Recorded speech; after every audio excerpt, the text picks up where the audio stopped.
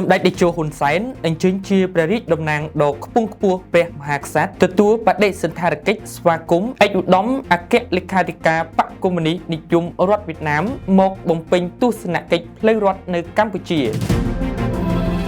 នៅព្រះបរមរាជវាំងនាព្រឹកថ្ងៃសុក្រ4រោចខែមិញឆ្នាំម្សាញ់សព្វស័ក្តិពុទ្ធសករាជ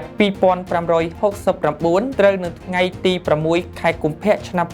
2026នេះសម្ដេចអគ្គមហាសេនាបតីតេជោហ៊ុនសែនប្រធានព្រឹទ្ធសភានៃព្រះរាជាណាចក្រកម្ពុជាបានអញ្ជើញជាព្រះរាជតំណាងដ៏ខ្ពង់ខ្ពស់បំផុតរបស់ព្រះករុណាព្រះបាទសម្ដេចព្រះបរមនាថនរោត្តមសីហមុនីព្រះមហាក្សត្រនៃព្រះរាជាណាចក្រកម្ពុជាទទួលបដិសណ្ឋារកិច្ចស្វាគមន៍ផ្លូវរដ្ឋជូនឯកឧត្តមតូលឹមអគ្គលេខាធិការបកកុម្មុយនីសនិយមវៀតណាមជាមួយនឹងជំនួបសាវនាការផងដែរក្នុងឱកាសដែលឯកឧត្តមអញ្ជើញបំពេញទស្សនកិច្ចផ្លូវរដ្ឋនៅកម្ពុជាយោងតាមក្រសួងការបរទេសនិងសហប្រតិបត្តិការអន្តរជាតិបានឲ្យដឹងថាដំណើរទស្សនកិច្ចផ្លូវរដ្ឋរបស់ឯកឧត្តមតូលឹមធ្វើឲ្យតបតាមការអញ្ជើញរបស់ព្រះករុណាព្រះបាទសម្ដេចព្រះបរមនាថនរោត្តមសីហមុនីព្រះមហាក្សត្រនៃព្រះរាជាណាចក្រកម្ពុជាក្នុងឱកាសទស្សនកិច្ចផ្លូវរដ្ឋនេះឯកឧត្តមអគ្គលេខាធិការបកក្រុងនឹងអញ្ជើញដាក់គម្រោងការគោរពវិញ្ញាណក្ខន្ធនៅវិមានឯករាជ្យនៅបណ្ឌុះព្រះបរមរូបព្រះករុណា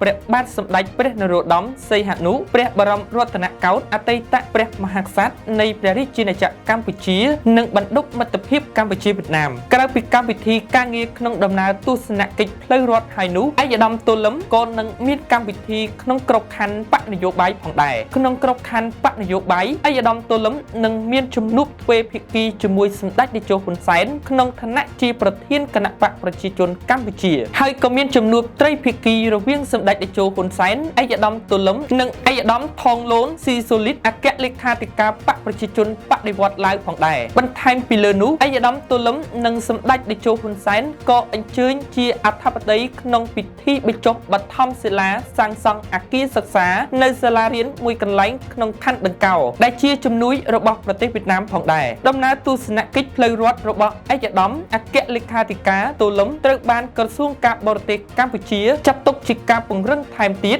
នៅទំនាក់ទំនងដ៏កក់ក្ដៅរវាងកម្ពុជានិងវៀតណាមនិងឆ្លុះបញ្ចាំងអំពីការបដិញ្ញារួមក្នុងការពង្រឹងនិងធ្វើឲ្យកាន់តែស៊ីជម្រៅបន្ថែមទៀតនៅកិច្ចសហប្រតិបត្តិការដែលផ្ដល់ផលប្រយោជន៍ទៅវិញទៅមកស្របតាមស្មារតីភាពជាអ្នកជិតខាងល្អមិត្តភាពជាប្រពៃណីកិច្ចសហប្រតិបត្តិការគ្រប់ជ្រុងជ្រោយនិងស្ថិរភាពយូរអង្វែងដើម្បីការអភិវឌ្ឍនិងវិបុលភាពនៃប្រជាជាតិនិងប្រជាជននៃប្រទេសទាំងពីរ